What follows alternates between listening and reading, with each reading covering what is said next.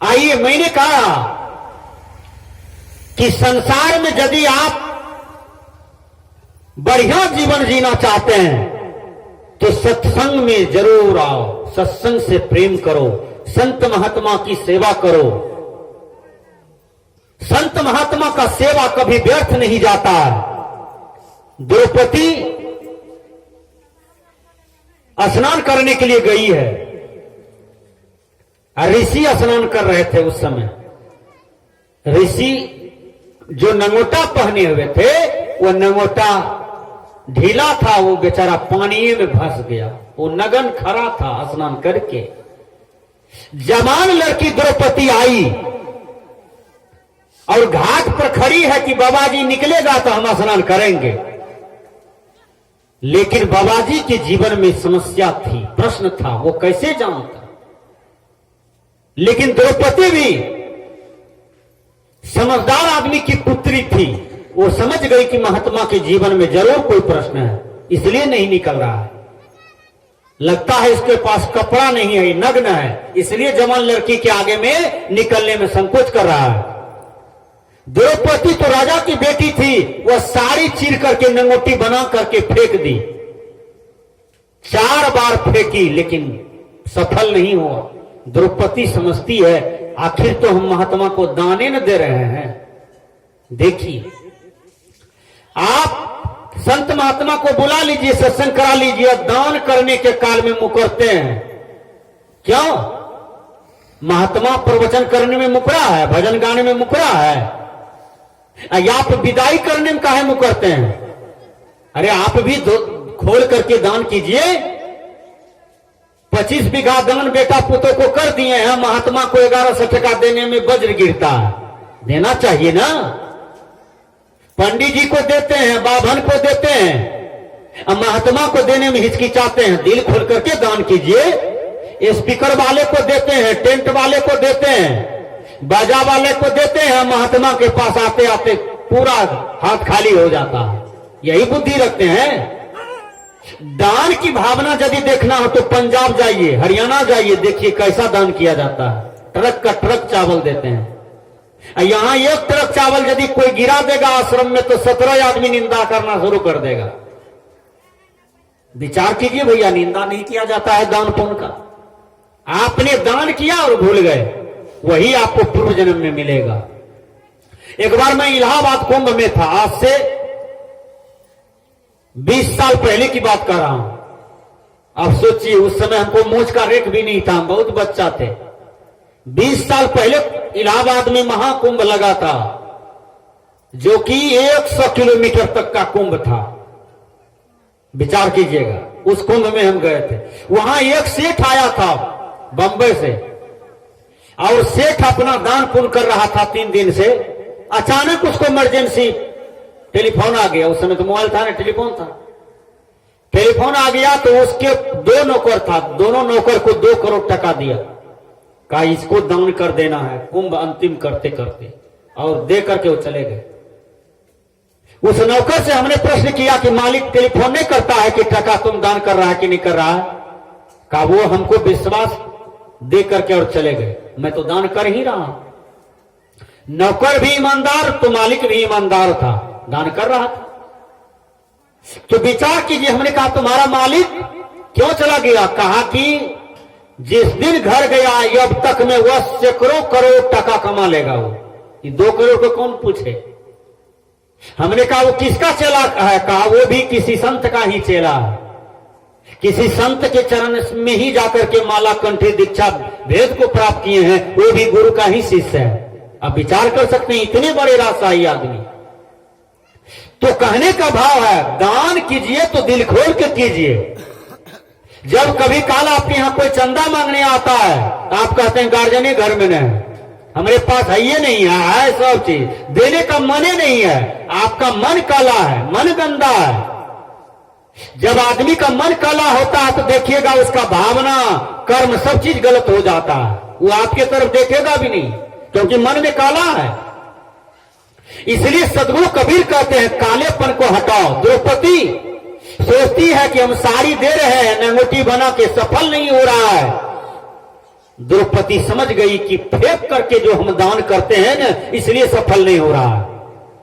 द्रौपदी क्या करती है, साड़ी चीर करके हाथ में ली, महात्मा को आगे में गई और प्रणाम किया, उसके हाथ में दिया, फिर प्रणाम करके तब निकलती है। महात्मा जी नंगोटी पहने आए, अब दोनों हाथ उसका माथा पर दे दिए। जैसे आप लोग कहते हैं रणबीर बाबा आशीर्वाद दीजिए हमारे माथा पर, मेरा बेटी को, बेटा को, पोता को सफल हो जाए सब चीज में। महात्मा जी आए और द्रौपदी को दोनों हाथ दे दिया। कोई महात्मा तो ये क्या हाथ देते हैं, वो दोनों हाथ दे दिया। बेटी, जैसे आज तुम मेरा वदन को ढकी हो, उसी तरह से तुम्हारा इज्जत भी सब दिन ढका रहेगा। तुम्हारे देह पर साड़ी साया ब्लाउज भरपूर रहेगा, कभी तुम कपड़ा से खाली नहीं रहोगे।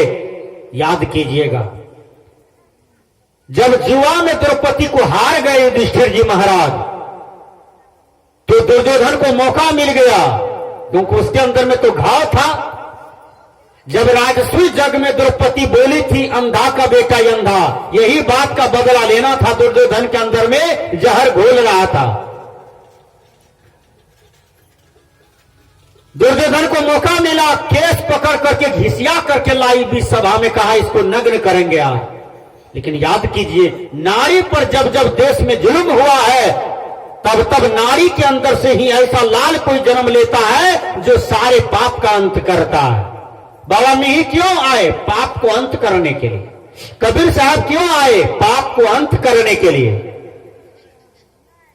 पलटू साहब, दादू साहब, दरिया साहब, भगवान कृष्ण, भगवान राम, राजा हरिश्चंद्र, ये सारे पाप को अंत करने के लिए आए और धर्म को स्थापना करने के लिए आए, धर्म के मार्ग दिखाने के लिए आए, सत्य के मार्ग को दिखाने के लिए आए। तो द्रौपदी को आशीर्वाद पड़ गया। जब शरीर से कपड़ा खींचने लगा दुर्योधन दुशासन भारी सभा में, द्रौपदी का पांचों पति आगे में बैठा था, लेकिन कुछ नहीं बोला, एक शब्द भी नहीं बोले। आई किसी को 10,000 हाथी का बल, अब किसी के बाण से एक बाण छोड़ता तो सब मर जाता वहीं पर, लेकिन चुप रहा, कोई कुछ नहीं बोल रहा, कोई उसको मदद करने के लिए तैयार नहीं। भीष्म पितामह भी बैठे थे, वो भी कुछ नहीं बोले। क्यों? भीष्म पितामह गलत आदमी का नमक खाया था, गलत बुद्धि था उस समय, इसलिए कुछ नहीं बोले। इसलिए किसी के यहां अन्न अनाज भी खाते हैं तो बड़ा सोच समझ के खाइए। गलत आदमी का अन्न खाइएगा, गलत आदमी का चाय पीजिएगा, गलत आदमी का पान खाइएगा तो आपकी बुद्धि भी वैसे ही हो जाती है। कहिएगा कि रणबीर बाबा बोले थे।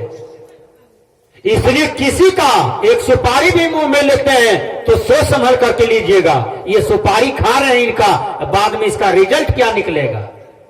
हो सकता है कल हमको झूठे गवाही कहेगा देने के लिए। आज चाय पिला रहे हैं, आज पान खिला रहे हैं, आज 10 टका दे रहे हैं हमको जहां तहां, अब कल कहेगा इसका हत्या कर दो, कल कहेगा जमीन बेईमानी कर लो इसका। तो गलत आदमी का अन्न बड़ा सोच संभल करके खाइए। पहले तो खाना नहीं चाहिए, यदि खाने का मन है तो शुद्ध पवित्र करके, नेक कर्म करके, नेक भलाई करके तब ग्रहण कराना चाहिए, नहीं तो परिणाम गलत होता। तो द्रौपदी देख लिया अब हमको कोई काम नहीं दे रहा है, तो द्रौपदी को ऋषि कह दिए थे बेटी तुम्हारा शरीर कभी खाली नहीं रहेगा। आशीर्वाद यही था। तुरंत याद किया वही महात्मा को जो महात्मा आशीर्वाद दिया था, बेटी तुमको तन पर बस्तर का बस्तर रहेगा और कभी नहीं घटेगा। तुरंत याद किया और मंत्र दिए थे मुनि, उस मंत्र का आवाहन किया, भगवान कृष्ण प्रकट हो गए। भगवान कृष्ण इतना साड़ी बढ़ाया कि साड़ी के बीच नारी और नारी के बीच साड़ी, साड़ी के बीच नारी और नारी के बीच साड़ी। दुर्योधन दुशासन वज्रा करके गिर गए, लेकिन द्रौपदी को नग्न नहीं कर पाए। यही है दान का परिणाम, यही है कर्म का परिणाम।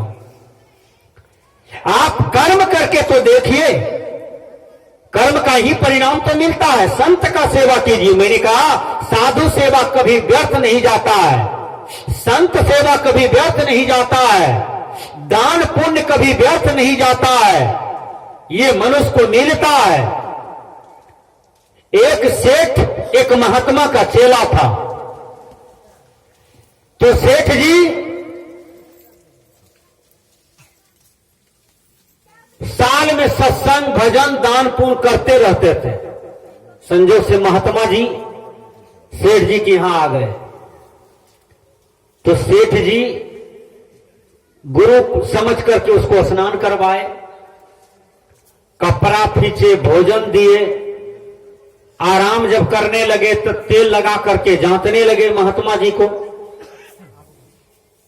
फिर महात्मा जी सत्संग उत्संग किया, उसके बाद चलने लगे। तो महात्मा जी को थाली में धान दुबड़ी रुपया धोती कपड़ा ला करके दान में देने लगे।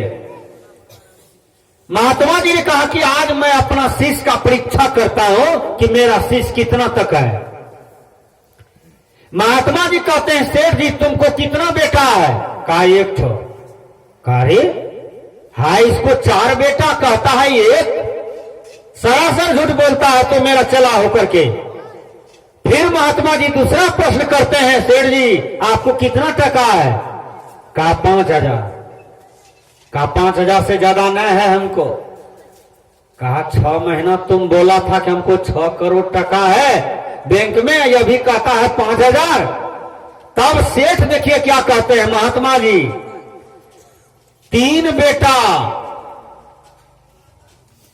जो है मेरा वो कोई काम का नहीं है, वो बेटा मेरा टेटा है। जो काम नहीं दे तो वो बेटा नहीं, वो टेटा है। इसलिए सेठ जी एक बेटा काम देता है, एक बेटा सेवा करता है, एक बेटा मेरे लिए समर्पण है, इसलिए वही एक बेटा है। फिर कहते हैं 6 करोड़ रुपया तुम बोला था, कहते हो 5,000। क्या कहे महात्मा जी आज तक में हमने 5,000 दान किया है संत महात्मा के लिए, धर्म काम के लिए, पुण्य काम के लिए, इसलिए 5,000 का नाम न लेंगे। वही नस्ली बैंक है। आप जितना अपने हाथ से दान करते हैं वही परिणाम आपके जीवन में आता है, वही भोगना पड़ता है। आज किसी के थाली में रोटी है, सब्जी है, रसगुल्ला है, घी है, तेल है, पापड़ है, अचार है, हल्का मिर्च है, दही है, दूध है, मक्खन है, तो ये कर्म का परिणाम है। उसने अच्छा किया है इसलिए 56 वैरायटी रोज खा रहा है। या आपने नहीं किया है इसलिए रोटी पर नमक नहीं भी मिला है, पैंचो घोचो लाया तो नमक गड़बड़े है, छुच्छे रोटी खाना पड़ रहा है, वो आफत है। तो कर्म का दंड है।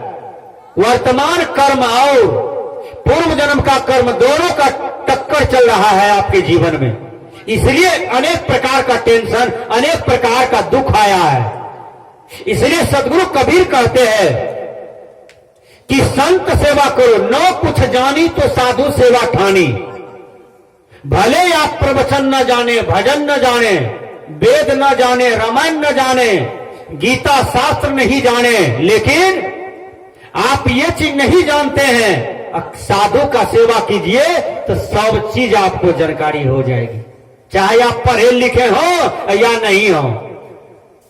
साधु का सेवा में दिव्य शक्ति है। कहा जाता है कि गुरु महाराज का एक ऐसा शिष्य था कुप्पा घाट में, वो पढ़े लिखे नहीं थे। गुरु महाराज किताब दिए, कहा पढ़ो, ऑटोमेटिक उसको सब चीज वो पढ़ने लगे।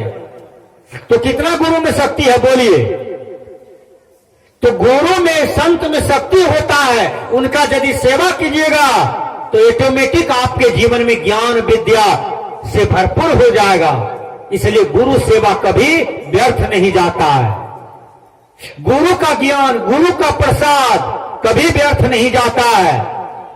रविदास जी महाराज सत्संग कर रहे थे, एक जवान लड़की घास काट रही थी खेत में, वो सत्संग सुन रही थी, घास लेके घर आई, गाय माल को खिला करके सत्संग में आई और प्रसाद घरवैया से मांग कर दिया। सत्संग समाप्त हो गया था, घरवैया ने कहा प्रसाद खत्म हो गया। वो लड़की कुर्सी के बगल में प्रसाद खोजने लगी, एक अक्षत का दाना मिल गया। वो अक्षत का जो दाना मिला उसी को धो करके वो खा लिया, उसको दिव्य ज्ञान हो गया। आगे पाछे उसको 6 महीना दिखाई पड़ने लगा। तो कहने का भाव है कि गुरु के प्रसाद में, संत के प्रसाद में कितना शक्ति है। इसलिए गुरु का ज्ञान जहां भी वितरण किया जा रहा है, गुरु का ज्ञान जहां पर सुनाई पड़ा तो मन लगा करके, ध्यान लगा करके, बैठ करके सुनिए और अपने जीवन का निवेद कीजिए, अपने जीवन का कल्याण कीजिए। तो मैंने कहा कि सदगुरु कबीर कहते हैं कि न कुछ जानी तो साधु सेवा ठानी, साधु सेवा कीजिए। देखिए मां सबरी साधु सेवा करती थी ना। मां सबरी जात का मुसरनी, जिसको आप लोग ऋषिदेव कहते हैं, तो ऋषिदेव जात में मां सबरी हुई। अब भगवान राम राजा का बेटा, भगवान राम राम ही थे। और सबरी के कुटिया में जब भगवान राम पधारते हैं तो जूठा बैर, एक कटोरे था जूठा बैर, सभी जूठा बैर भर पेट भगवान राम खा लिए। बोलिए सबरी में कितना भक्ति था कि भगवान राम, एक सबरी मुसरनी कुल में जन्म ली तो उसका जूठा बैर भगवान राम खा लिए। बोलिए जात बड़ा होता है कि भक्ति बड़ा होता है? भक्ति बड़ा होता है ना। जात बड़ा नहीं होता है। ब्राह्मण का भी शरीर, क्षत्रिय का भी शरीर, वैश्य का शरीर, शूद्र का शरीर सब मां के ही घाट से आता है ना। सबके पास आंख, नाक, कान, जीभ, चाम, हड्डी है ना, सबके शरीर में। यहां कोई बड़ा जाति, कोई छोटा जाति नहीं होता है। जो बड़ा होता है उसका कर्म बड़ा होता है, जो छोटा होता है उसका कर्म छोटा होता है। कोई जात से बड़ा छोटा नहीं होता है। किसी संस्कृत के विद्वान ने कहा, कर्मशील गुना पूज्य तथा जाति कुलीन ही न जात्या न कुलनेव श्रेष्ठम प्रतिपद्धते। कर्मशील एवं गुण से मनुष्य पूजनीय होता है, जाति से नहीं, परिवार से नहीं। इसलिए कहने का भाव है